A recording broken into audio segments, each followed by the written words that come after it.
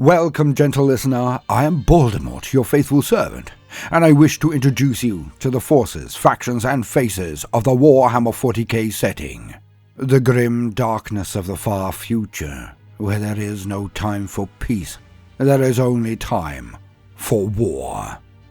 If you wish to see the channel flourish and possibly take on bigger topics and get better resources, then like and subscribe. But also consider joining our Patreon or throwing a one-off tip in the form of a super thanks, if I have indeed earned your bounty. And today, while I work on a few larger videos, let us hear about the newest Warzone in the setting, the confrontation in the Chalnath Expanse. From the White Dwarf magazines. To quote: Warzone Chalnath, Hunting Grounds, Kroot in the Chalnath Expanse. The Tau of the 4th and 5th Sphere expansions brought alien auxiliaries with them to the Chalnath Expanse. The greater strength of these were Kroot. They accompanied their allies aboard Tau vessels or sailed the void in their war spheres, bringing skills that complemented those of the Tau themselves. The war in the Chalnath Expanse is a fractured battle of belief, propaganda, and territorial conquest, sprawling over multiple subsectors. Situated within the Imperium Nihilus, the region is bedeviled by warp storms that render interstellar travel tremendously dangerous. Psychic communication is stifled. Ghastly supernatural phenomena proliferate, while amidst the confusion and darkness, infestations of Genestealer Cults stage uprisings to claim worlds. In these conditions, defensible star systems and resource-rich worlds have become priority targets for all sides. Faith, meanwhile. Faith is an asset more valuable than ammunition, fuel, or medical supplies. Faith that a god emperor will strike down his worshippers' foes, or reward the martyrdoms of his faithful. Faith that the light of the greater good will illuminate even this storm-lashed wilderness.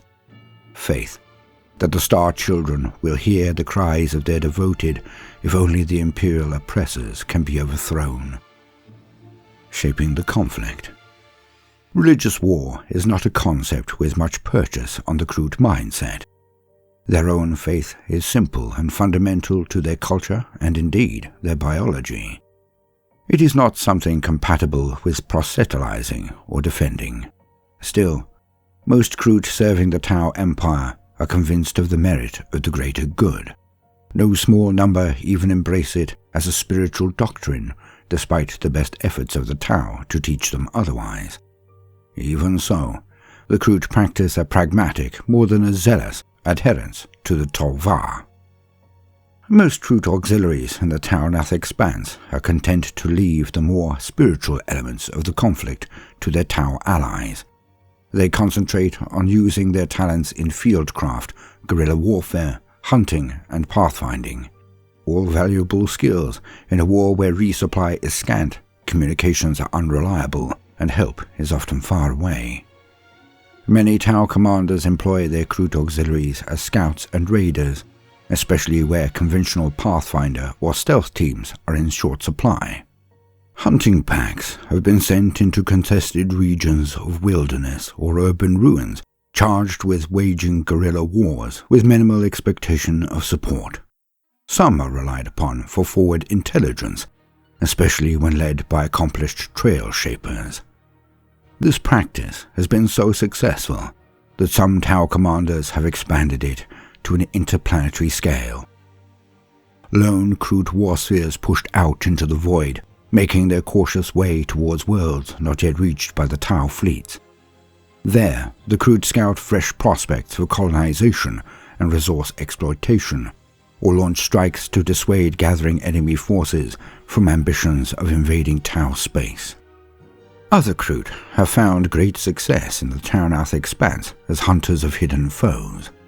This extends to prey like Imperial light infantry skirmishers, rattling snipers, and enemies camouflaged amidst human populations. So keen are the senses of many Kroot, particularly their shapers and Kroot hounds, that even the most subtly mutated Genestealer cultist cannot hide from them. Some Xeno-cult cells have not even had the chance to throw off their disguises before Kroot are upon them, quills rattling and avian shrieks splitting the air. Hunting packs charged with rooting out such concealed cults are overseen by veteran flesh shapers, for the danger of Kroot consuming tyrannid-tainted meat is something that must constantly be guarded against. The Kroot may not experience the zeal of fanatics, but they recognize both the strength and potential fragility it breeds in their prey. In battles such as the ongoing fight for Veratheon, or the war to secure the world of Herefos, Tau commanders have started using hard-bitten packs of Kroot as terror troops, whose sole remit is to erode that strength and exploit that fragility.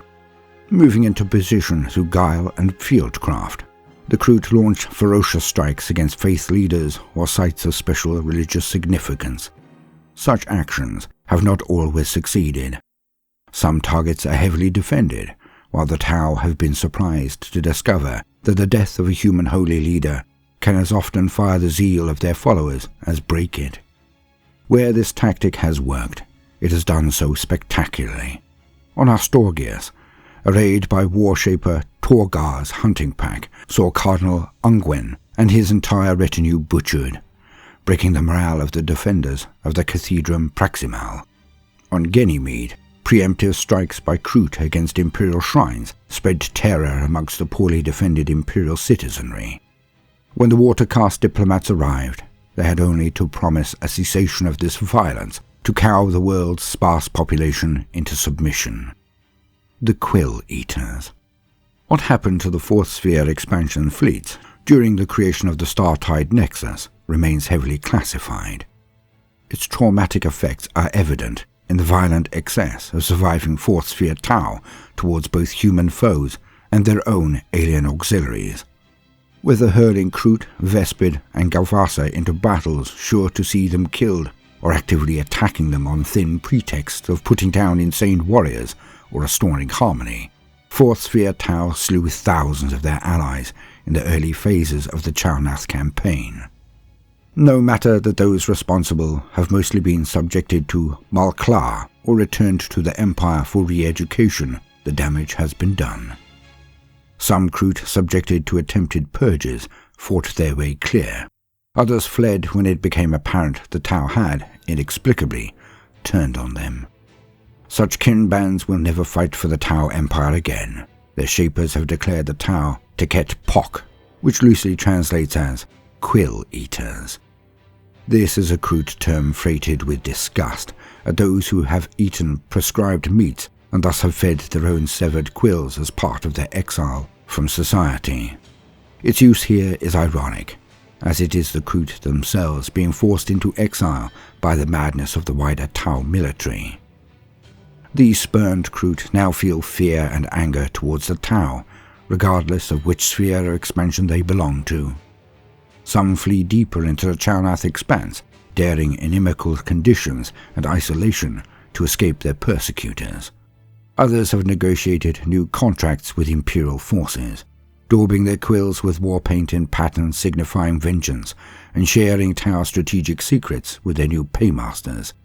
These hunting packs fight alongside humans against the despised Quill Eaters.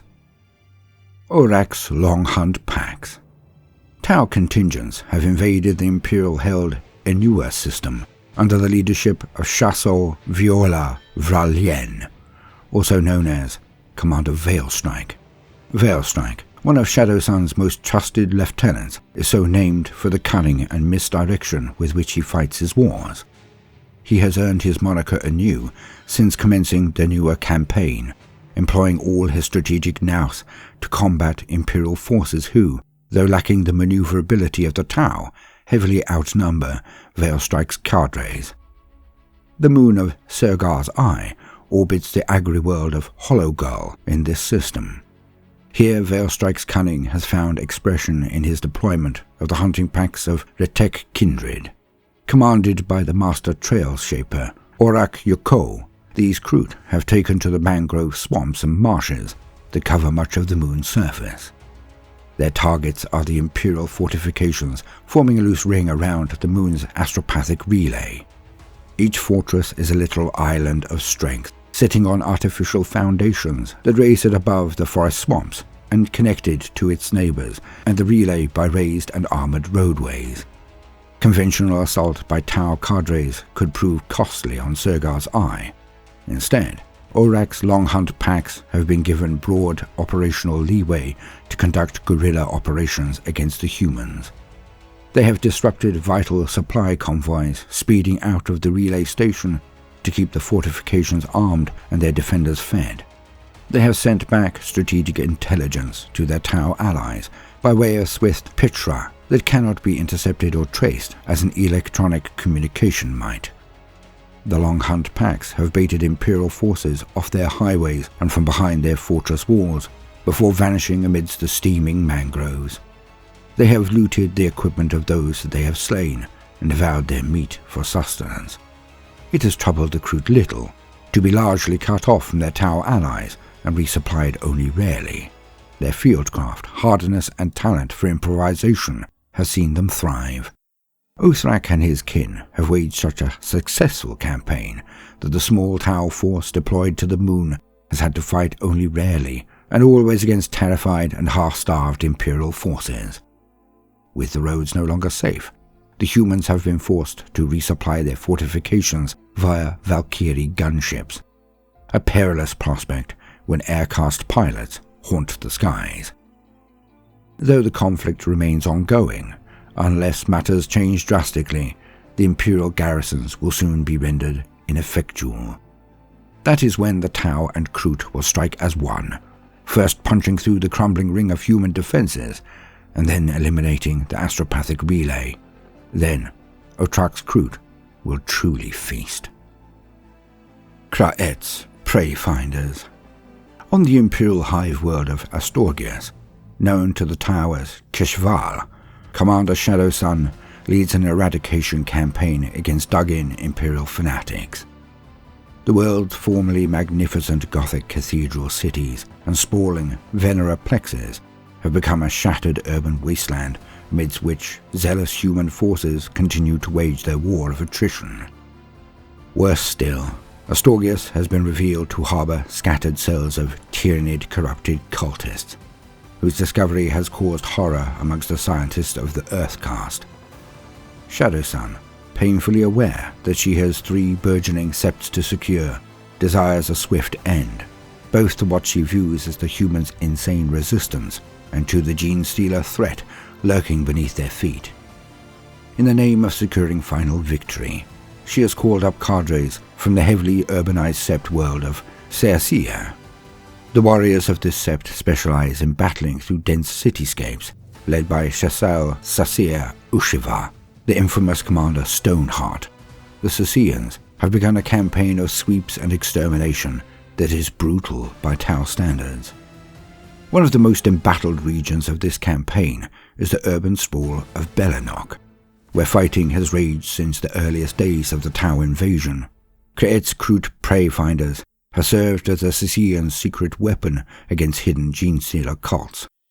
Kraet is an especially ferocious flesh-shaper, who is all but venerated by her hunting pack while being viewed with wary discomfort by the Tau.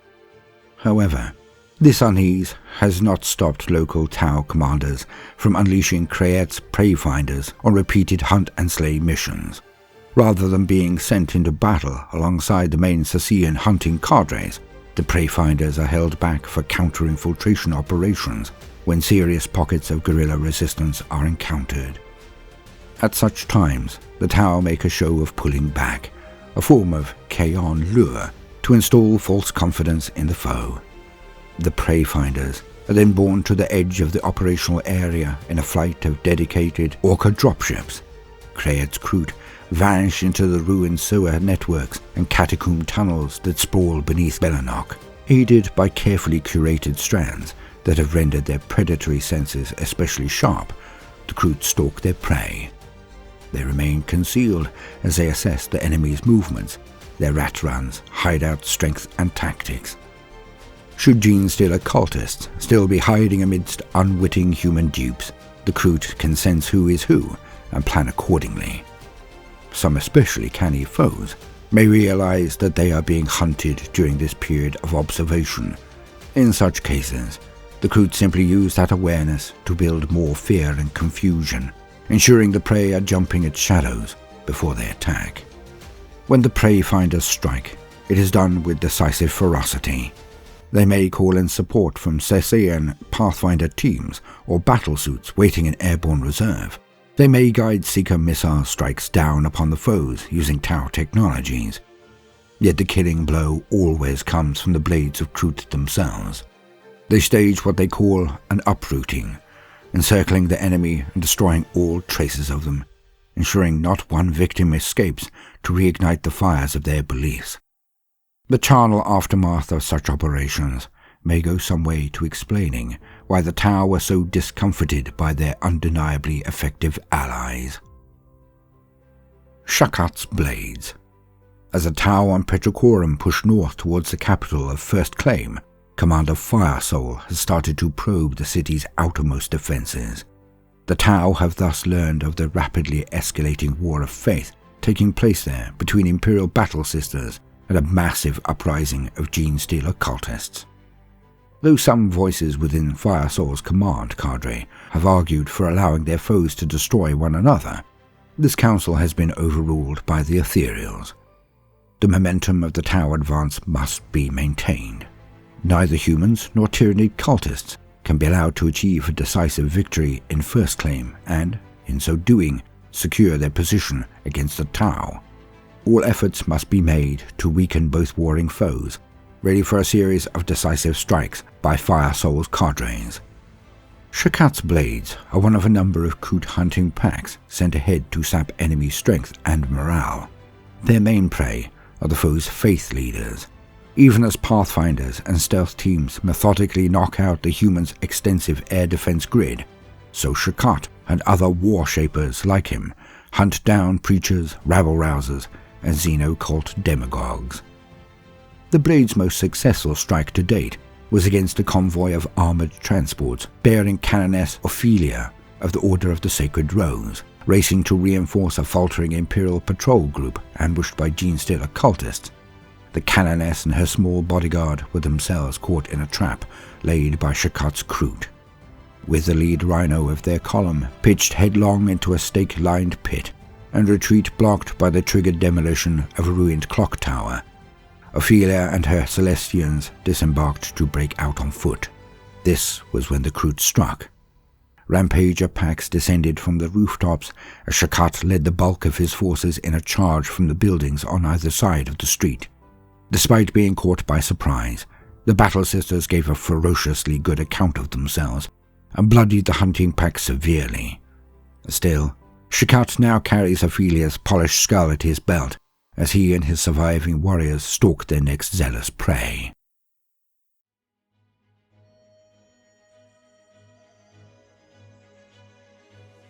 Brutal Raiders, Ork Pirates in the Chalnath Expanse. To the detriment of every other civilization, the multitudinous and violent Orks are found across the galaxy. They are drawn to war, and the Chalnath Expanse's relative isolation could not keep them from the region long as fighting escalated. In this war of faith and conviction, the Ork's self-belief is an ironclad wrecking ball swinging from the Fulna Nebula. Across the galaxy are many worlds whose continents heave beneath the weight of enormous Ork invasions. Entire swathes of galactic space suffer under these aliens' iron-shod boots, anarchic empires of the Ork whose boundaries other species desperately attempt to hold in check. If the threat posed by Orks were solely limited to huge and relatively cohesive war migrations, often unwieldy, and so avert that their enemies have the chance to flee or mount a defense, that would be deadly enough. But countless smaller tribes of Orks also hunt across the stars as pirates. These tribes of Xeno raiders can be found preying upon merchant convoys or warship patrols along underprotected void lanes. They mount assaults to board and loot orbital stations, escaping before reinforcements can pin them down. Most can land invasion forces that overwhelm lone cities, astropathic relays, or frontier settlements, usually pummeling them with indiscriminate bombardments to soften them up beforehand. Some raid deep space mines, gas harvesting operations, or solar arrays, smashing through limited defenses to make off with their resources, using crackling lifter beams fired from orbit, hastily welded magna clamps fitted with powerful rockets, or even teleporter technology. Ork pirate fleets have been known to steal Hive spires or drag hulking generatorium hubs from underground. If they can get away with it, Orks will seize entire void ships. There are countless instances of vanished Imperial ships appearing years later as part of an Ork fleet, customized and debased almost beyond recognition. Some pirate fleets are a war in the making. The mobs packed into their ships enjoy the looting, punch-ups, and the exciting risk of occasional decompression as they gather the momentum, resources, and sheer numbers that can trigger that collective desire for planet-smashing invasions. Other fleets have embraced piracy wholeheartedly for generations, their numbers remaining significant enough to be threatening, but small enough to escape retribution by slipping through picket cordons or lurking behind small planetoids so it can strike again elsewhere. The Fulna Nebula.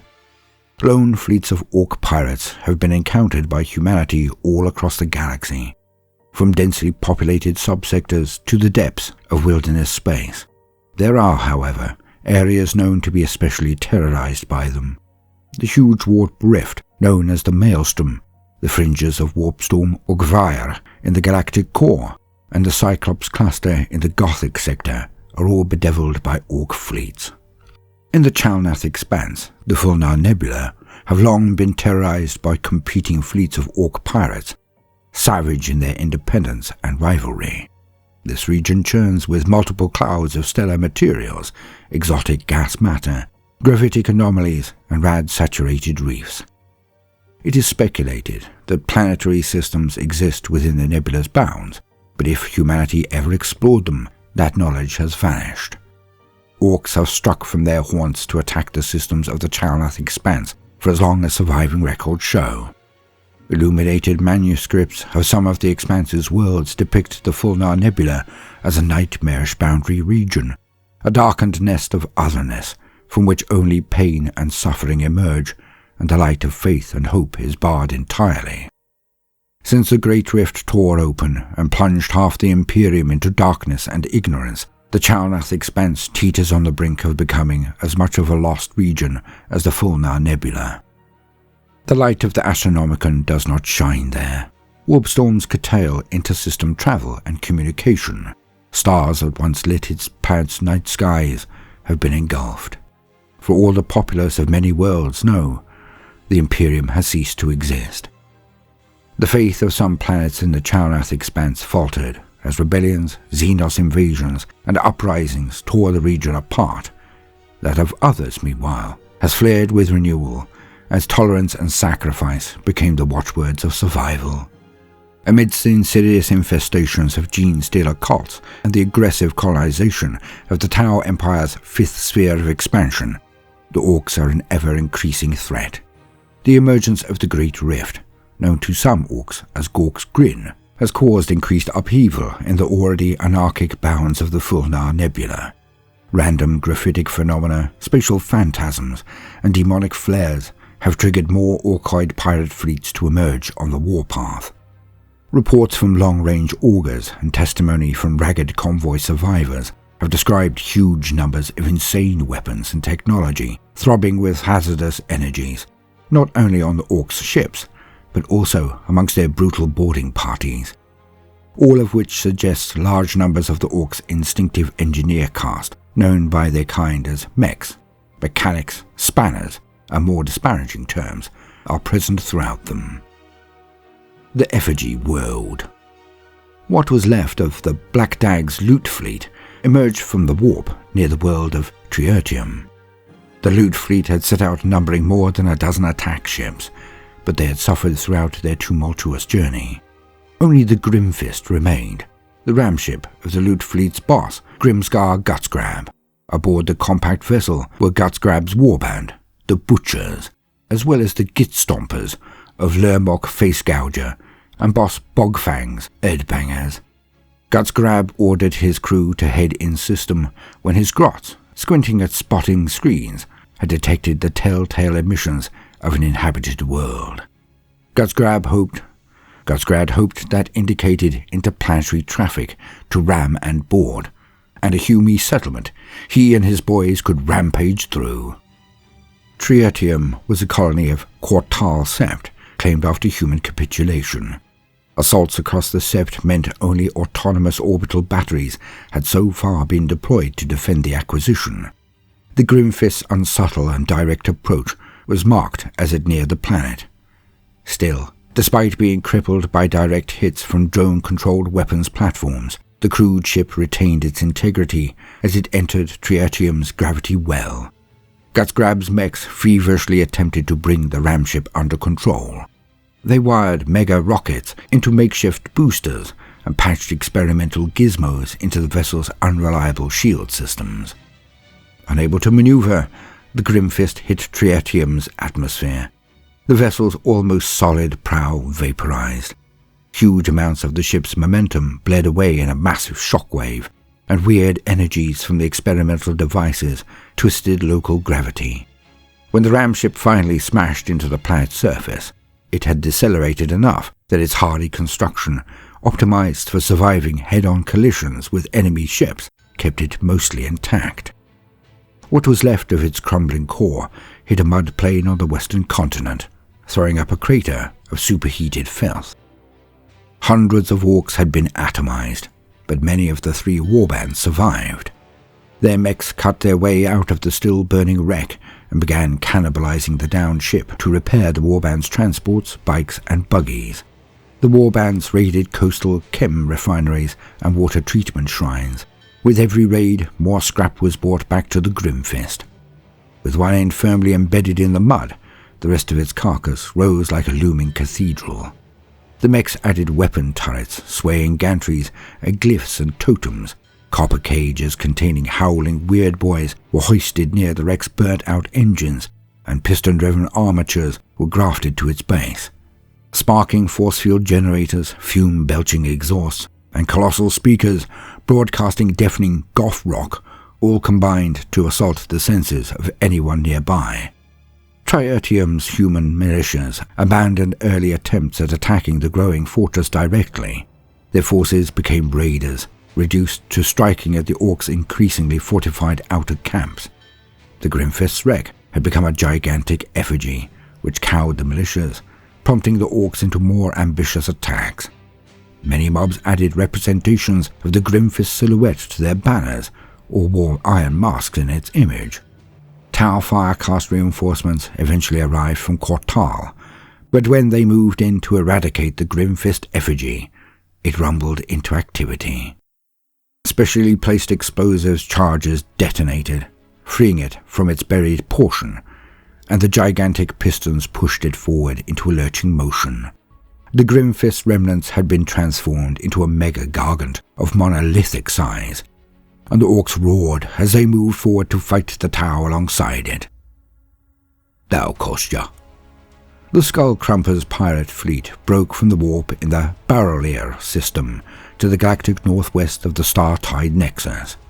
By chance, their translation coincided with intense stellar activity, and their presence near the system's inner worlds remained undetected for some time.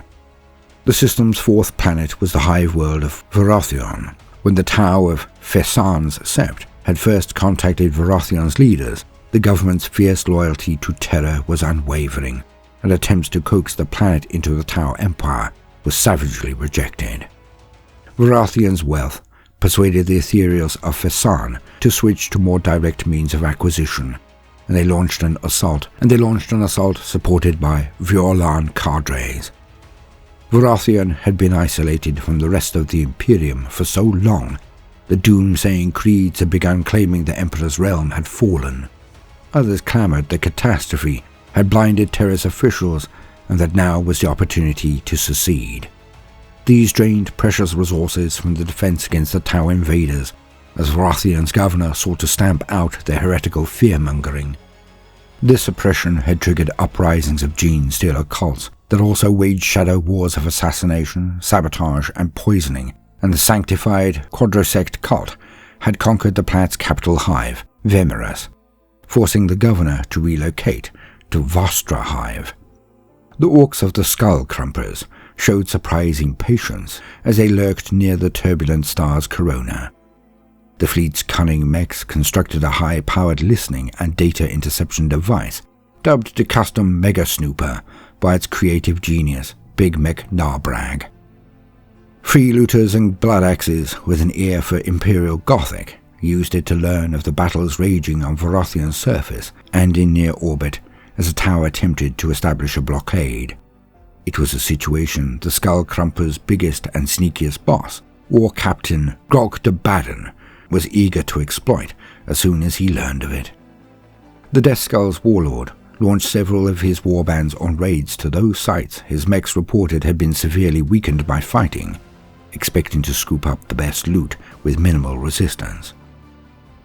However, some of the war bosses under Grog's command were disgusted at what they saw as avoiding the best and most dangerous fights.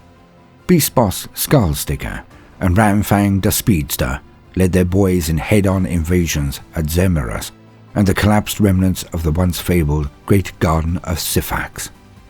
Other lieutenants of Grog were impressed by his cunning strategy, but considered they could do a better job of it. Cruel Knob Toothlooter and other warbands competed with Grog for the best loot, their mobs as often fighting Grog's raiders as remnants of Imperial or Tau armies. Meanwhile, Narbrag had concluded that his genius could be more profitable elsewhere.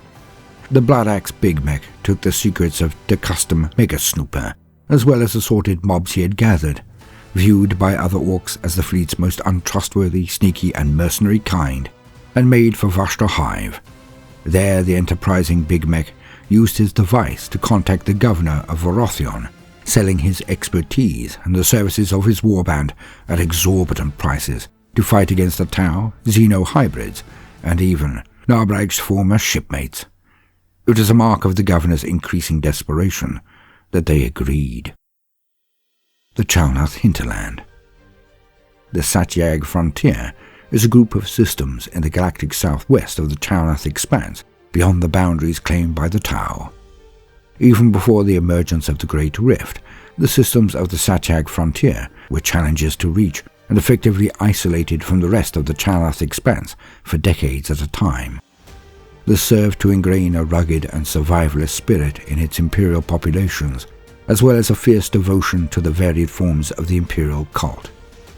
Survival in the face of frequent shortages and opportunistic raiders required an iron-fisted rule, and its systems developed especially oppressive regimes whose strictures created resentment amongst their world's stubborn and independent-minded populations. It was the combination of tyrannical rule and variations in religious doctrine that allowed several Xeno-worshipping cults to flourish undetected across the Satyag Frontier. In the Milasar system, several worlds suffered major uprisings by Genestealer Cults, who used embedded agents in other rebellious groups to coordinate insurrections on greater scales than they could have managed alone. The world of St. Muren's Rise was spared the huge insurrections that engulfed its sister planets, though some nascent Xeno cults were patiently gathering what few resources they could to support an eventual uprising. The outer planet's sparse resources, unforgiving climate and nutrient-poor surface supported only small industrial encampments, weapons testing ranges, algal farming communities, and collectives of ascetic isolationists. Thanks to capricious empiric tides and the vagaries of Orkish navigation, two separate pirate fleets emerged from the warp at St. Muren's Rise. Mork's Reavers and the Grinnin Looters disgorged numerous landers and squadrons of fighter craft as their warbands raced to attack the planet's settlements. The world's sparse imperial militias were overwhelmed, survivors scattering into wastelands and desolate hills to escape.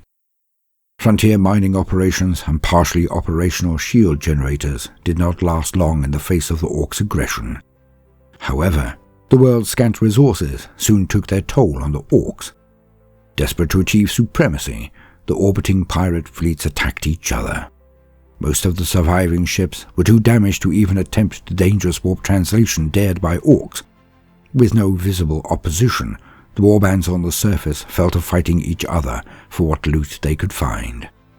In the Orks' midst, the Genestealer Cults at St. Marin's Rise targeted what they saw as alien thieves, hoping to seize back the resources they had been carefully shepherding for an eventual uprising. Teams of hybrids sabotaged the encampments of the Orks' Reavers warbands. Hulking aberrants tunneled into the primary arsenal of Badfang's boys, their accompanying reductus saboteurs, triggering the weapon stock's detonation with a remote mine. The Orks joyously turned from attacking each other to rooting out their new enemy, but they were frustrated by the cult's apparent unwillingness to engage in open combat. Some of the pirates took the same behavior, trailing their cultist quarry and fighting a shadow war in the confines of St. Marin's Rise's hives and the networks of tunnels running underneath them. A brutal multitude. Many Ork pirate fleets believed to have originated in the Fulna Nebula continued to trouble the worlds of the Chalnath Expanse. The Moonchewers preyed upon Imperial and Tau reinforcement squadrons and orbital stations through the southern Zendao belt. Speed Freak and Beast Snugger warbands from the Corpse Looters fought high-speed battles with the Wormskin cult through the oceanic undercities of Simbricant. Reports of a Xeno-Confederation fleet luring freighter ships off course with the promise of exotic alien wares were quashed when Inquisitor Freyrgat unmasked them as blood-axe pirates, operating vessels looted from a dozen alien species. The savage raids of Morbad's Ruck Squadron were shadowed by an oath band of kin who had doggedly trailed them out of the Fulna Nebula. The kin ferociously attacked the Orks at every opportunity, driving them from one world to the next. They ignored humans, Tau, or others who initially mistook them for saviors, before taking their own share of the spoils and setting off once again in pursuit of Morbad and his Reavers. Insidious threat. The time for ascension has come. Across the Chalnath Expanse, war rages between the forces of the Imperium and the Tau Empire, yet both sides have become aware of a third player in this game of galactic conquest. An enemy that even now is raising up to challenge them. The Genestealer Cults have awoken to summon their alien masters.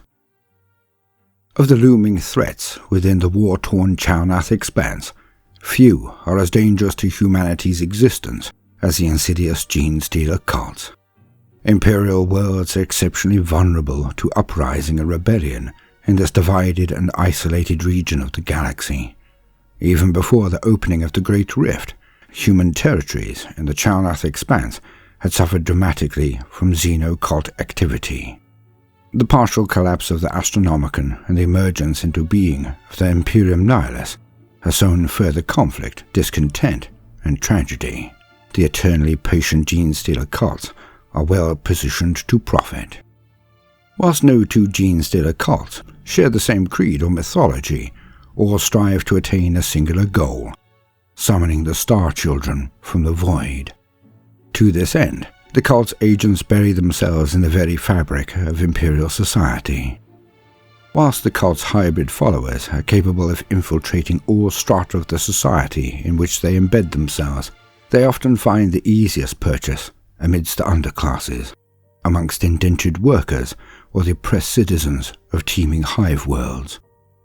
For instance, the densely populated planet of the Ryatov system proved fertile breeding grounds for various Genestealer cults, with many sprawling cities, teeming manufactorums, and mine complexes harbouring cult cells for centuries. In ideal conditions, a Genestealer cult will continue to increase its influence within a city, or even across an entire world, until such time that swift victory is almost assured.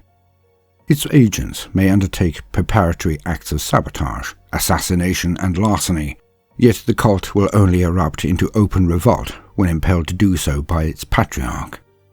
Oftentimes, this occurs when the Patriarch's psionic senses detect the approaching signature of a Hive fleet. However, premature discovery, the threat of invasion or civil strife, can force a Patriarch's clawed hand. In such situations, the day of ascension may begin before the groundwork has been fully laid, and long before the arrival of the Star Children. Thus, Tau and Ork forays into the Imperial worlds of the Chalnath Expanse have triggered the premature uprising of many Genestealer cults.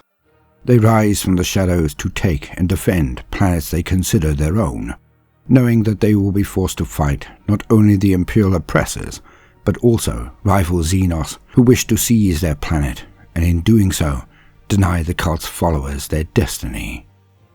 The worlds of Satyag Frontier, the Zhendao Belt, and the Voronin Cluster have all suffered Genestealer cult uprisings.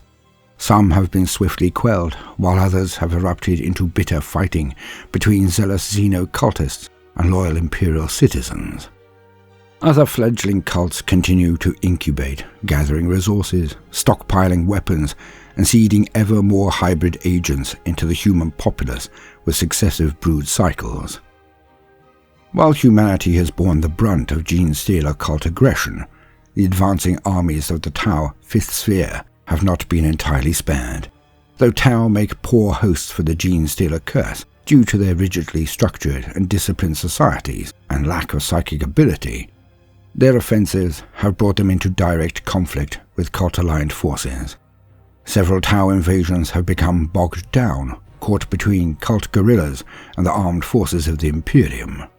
The maguses of some Genestealer cults have even sought to play human and Tau against one another, feigning alliances with one or other of their enemies only to turn upon the other at an opportune moment.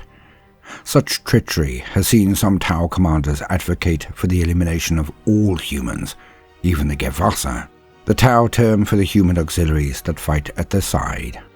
Of course, the Genestealer cults unwittingly serve the Hive fleets. The presence of so many psychic beacons in one region must surely herald the onset of a major Tyranid invasion. Yet the truth is a little more complex. The Chalnath Expanse lies at the confluence of the Hive Fleet's farthest-reaching tendrils.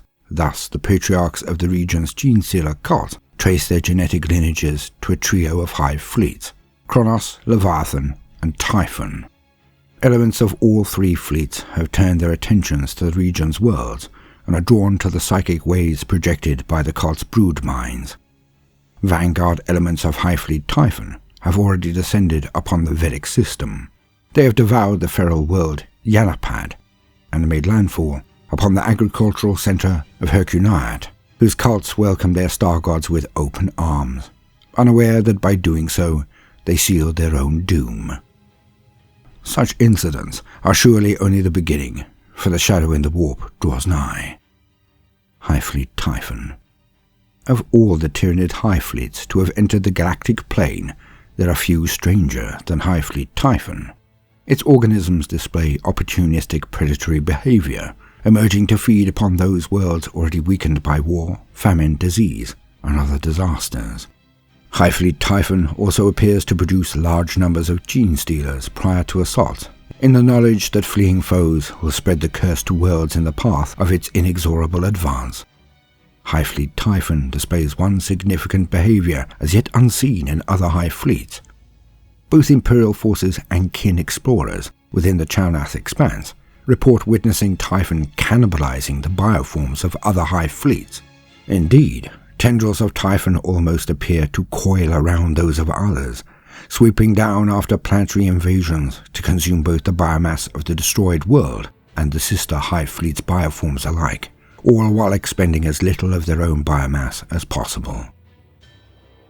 Divergent cultures. Shared goals. The worlds and systems of the Chalnath Expanse are varied in nature. All, however, even heavily defended and impenetrable centers of military might and imperial faith, such as Vulcus and Baskar, remain susceptible to Genestealer cult infiltrations. Dozens, if not hundreds, of cults have risen throughout the region, Some have existed for many decades or even centuries, slowly inveigling themselves into the hierarchy of governments, guilds, and armed defense forces. Whilst every such cult shares the same overarching goal, the mythologies and dogma espoused by each may differ wildly. The beliefs of each cult are informed not only by the influence of their patriarch, but by the culture of the world or society in which they germinate. This ensures that the cult's hybrid followers are impelled not only by the psychic manipulation of their patriarch and the brood mind, but also by the steadfast and tragically false belief that the cause for which they fight shall result in the salvation of future generations. On the ocean-covered planet of Posenoi, located within the Vedic system, the patriarch of the cult of the Dredged carved out its domain in the deepest bowels of Sergon Eucharis. This structure was one of many city-sized industrial processing rigs borne above the ocean surface by anti-gravitic engines. The patriarch, dredged from the wreck of a downed vessel by the rig's auto-filtration trawlers, escaped into the dank, maze-like depths of Sergon Eucharis's algae farms. Conditions in these submarine facilities were miserable indeed. Workers were forced to endure damp, cramped and dingy conditions as they slaved to tend kelp farms and algae vats. Amongst the indentured workers of these submarine farms rose an aberrant belief system. The dogma of this religion was informed by the pelagic existence of its faithful. Over generations, mythologies were established. The indentured workforce came to see the void above, which few of them had gazed upon, as the star ocean. This tranquil, endless sea they saw as a place of sanctuary and bliss, where the souls of the dead would find sanctuary. Thus, when the patriarch impregnated the populace with the Genestealer curse, the beliefs of its cult were couched in marine symbology. Hybrids and indoctrinated followers alike came to view the patriarch as a demigod from the endless sea above, the great traveller. They believe it to be a divine messenger who would summon those gods known as the Star Shepherds, who dwelt in the tranquility of the star ocean. These benevolent beings were destined to sweep the souls of the faithful up in glittering shoals, to be borne upon galactic tides far away from suffering and toil. The influence of the cult of the Four-Armed Emperor, meanwhile, was felt across every world of the Aragian system and took many forms. Possessing a single patriarch of exceptional strength and psychic power, this cult's influence spread from world to world over the course of decades, these splinters working their way deep into the fabric of disparate societies. Beneath the sprawling cities and religious structures of Region 8 rose the cult of Deliverance. The Shrine World's clergy, their fear of heresy and rebellion exacerbated by the looming threat of Tau invasion, had long resorted to purges, sham trials and relentless persecution to ensure loyalty and compliance. Rather than cowing the populace and reinforcing the faith's authority as intended, these methods drove many to turn their backs upon the imperial creed. Such was the discontent that the cult's agents swayed many of the oppressed and rebellious to their cause. They found adherents not only amongst the downtrodden masses, but even in the spires of the world's hives. Disgruntled libertines, deprived of freedom and vice, fell into the cult's orbit, unlocking doors to the planet's upper echelons. Regardless of their status, the members of the ever-growing cult worshipped their patriarch as the great liberator, a breaker of chains, who heralded the arrival of the deliverers from beyond. These beings from the void would, the cult's leaders promised, arrive to bring an end to violence, ushering in an age of bliss. If such cults were permitted to operate in ideal conditions, most would spend many decades building their strength, fostering connections, increasing their influence, and accumulating arms and knowledge. When the day of ascension does arrive, it is instinctively timed to coincide with the arrival of Tyranid Hive fleets. The scale of the conflict within the Chalnath Expanse, however, affords few cults the luxury of time. Tau offensives have forced many cults to rise up early, lest they be wiped out in their infancy. Nor is the threat of invasion the only impediment to a successful uprising. The agents of the Adeptus Ministorum and Ordo Xenos are vigilant indeed, ever seeking to root out, expose and destroy deviants of all stripes. Many cults forced into premature uprisings have been obliterated. The ultimate fate of others, however, hangs in the balance, with several systems embroiled in conflicts pitting the competing creeds of the Tau, Genestealer Cults, and Imperium against one another in a bitter struggle for supremacy. Despite the threats arrayed against them, some such cults have achieved momentous victories. A number of worlds located within the Chalnath Expanse are now firmly in the clutches of Genestealer Cults. These captured strongholds have been repurposed as shrines for the Star Children. Immense idols, murals, and shrines to these stellar gods have been constructed or daubed onto the edifices of cult-held structures. The xeno-cult populaces of such planets await the arrival of the Deliverers with feverish anticipation, raising defenses and preparing themselves to repel any who would deny them their salvation. Cult War Zones. Wildreach. The cult of the Reaping Talon was birthed in the cramped hab blocks of Orobron, the easternmost of the Wildreach's 3 monolithic granite-wrought hives. Its first brood cycles spread like wildfire through the agri-world's labor force, gaining purchase amongst maintenance crews and harvesting details. Through subterfuge and bribery, agents of the Reaping Talon gained access to heavy machinery and fertilizers, enabling them to modify agricultural vehicles and craft explosives in preparation for the Day of Ascension. The cult's late-generation hybrids skulked through ventilation shafts and sewer facilities, abducting and assassinating key officials and hobbling the highest defenses. With each brood cycle, the cult wormed its way further into every strata of society. As its agents worked their way into positions of authority, the Reaping Talon gained unrestricted access to docking stations and mag-rail transitways, enabling them to smuggle cult agents and pure-strain gene-stealers to Oberon's sister cities, Torgon and Pirithos. By the time the Patriarch's psychic call to arms came, the Reaping Talon's plans had been well laid. Oberon's defenders were caught flat-footed as neophyte hybrids threw off their cowls and turned upon stunned soldiers and militias, harvesting entire platoons before they could reach their staging posts. Officers and generals fell in swathes, targeted by the poisoned blades of cult assassins. Those that attempted to flee were run down by mutant hybrids armed with power scythes and monosickles, or shredded by the threshing devices and bladed wheels of repurposed agri-machinery. Oberon fell in mere hours. The fighting spread to Torgon and Pirithos before an adequate response could be mustered. Only the arrival of reinforcements from the Riotrov system, in the shape of the Mordian 199th Heavy Infantry, the 767th Vitruvial Lancers, and the elite Tempesta Scions of the 17th Thetan Dragons, prevented the total annihilation of the outmatched Imperial Loyalists. These reinforcements met with initial success. They all but purged Torgon of the cult's influence in a swift and brutal campaign, albeit at the cost of millions of lives. However, attempts to reach Pirithos met with disaster. Under the guidance of Nexos Omin Lask, the cult of the Reaping Talon had laced connecting roadways and rail routes with mines and improvised explosives, and lay in wait for the inevitable Astra Militarum convoys. As lines of vehicles left the sanctuary of Torgon, following narrow causeway roads through tracts of sodden farmland, traps were sprung.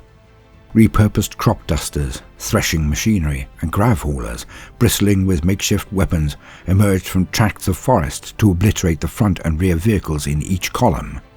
Cult infiltrators and saboteurs disembarked from within their vehicles or heaved themselves out of muddy hiding places to rake transport vehicles with autogun fire.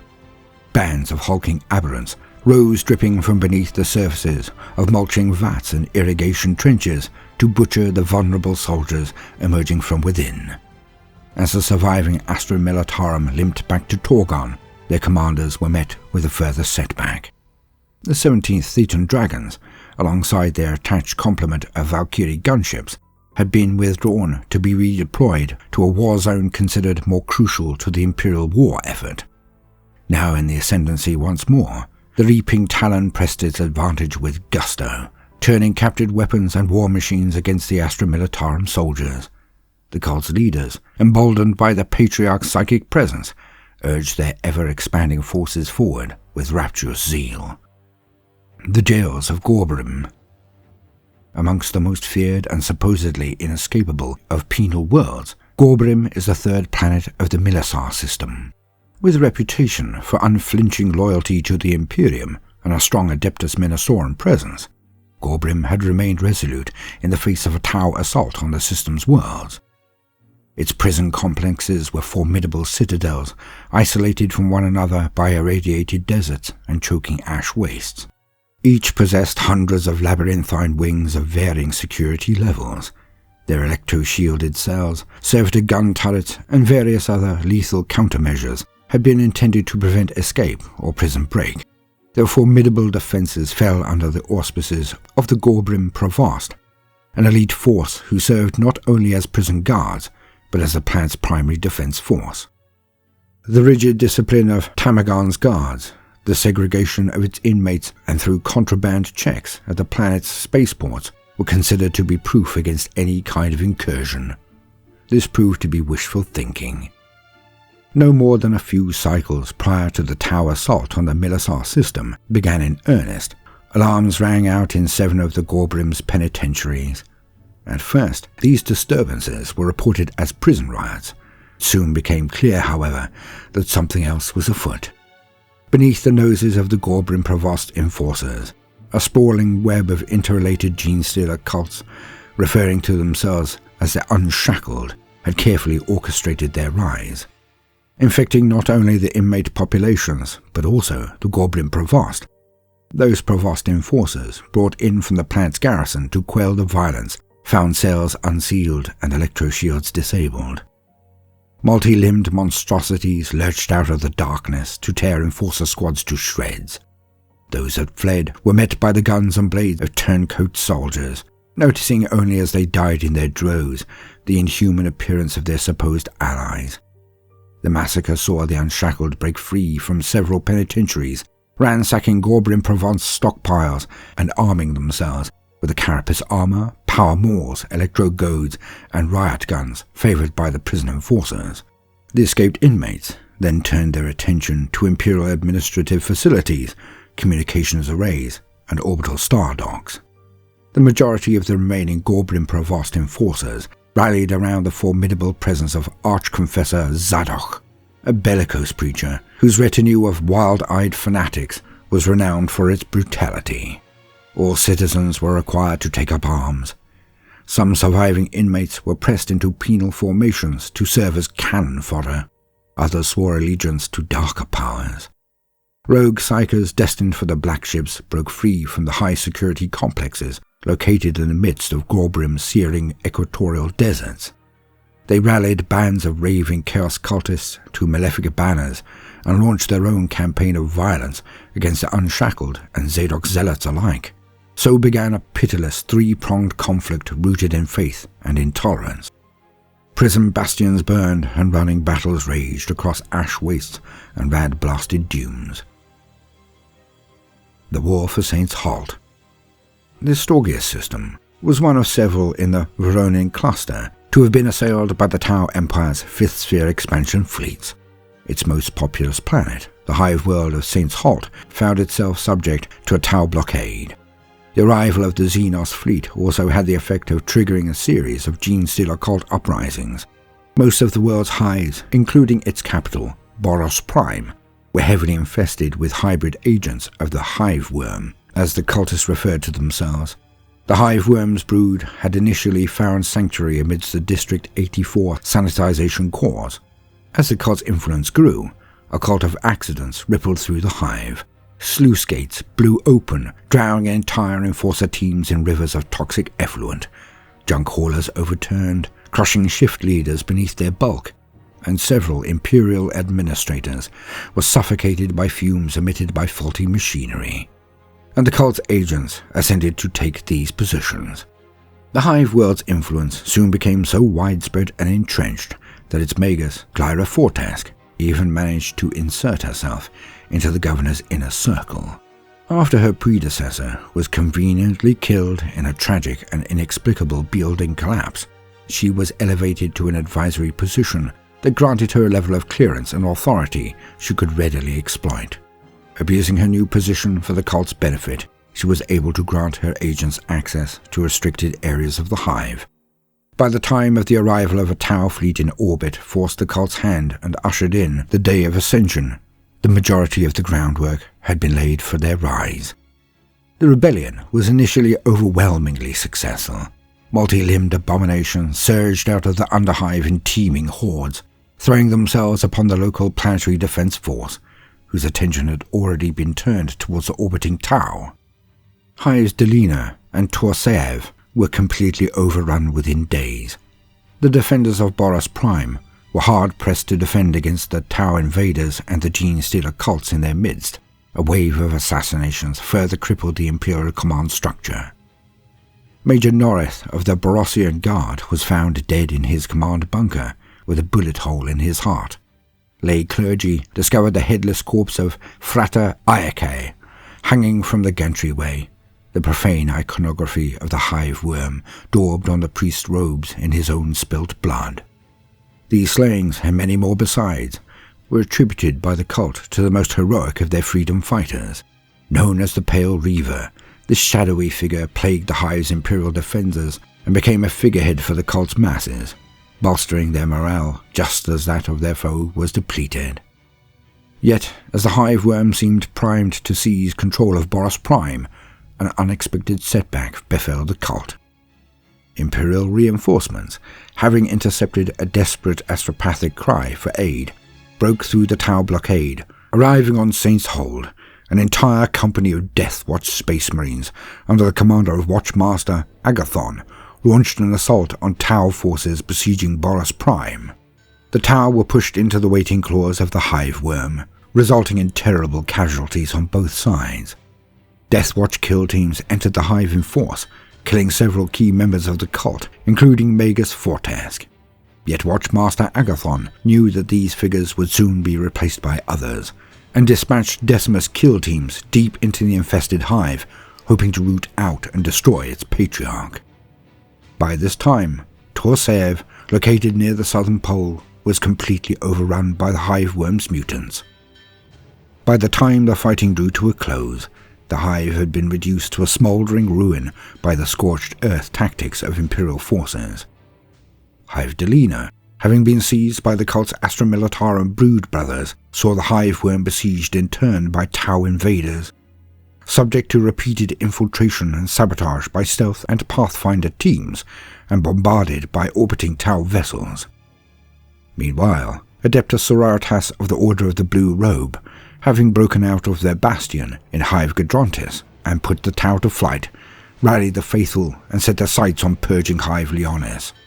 The sisters' resurgence had not escaped the notice of the Hive worm. Upon entering Leonis, the Adeptus Sororitas found the Hive teeming cult mutants and hybrid militias clad in the vibrant oranges of the planet sanitation guilds and bristling with makeshift weaponry. And the struggle for Saints Halt will surely claim millions more lives before a victor emerges from the ashes. End quote. I have been Baldermort, your faithful servant. Like and subscribe, tip, if I have earned your bounty, and do check out the video description for other entertainment opportunities. But most importantly of all, no matter what you do today, do try to make some time for fun. Toodaloo.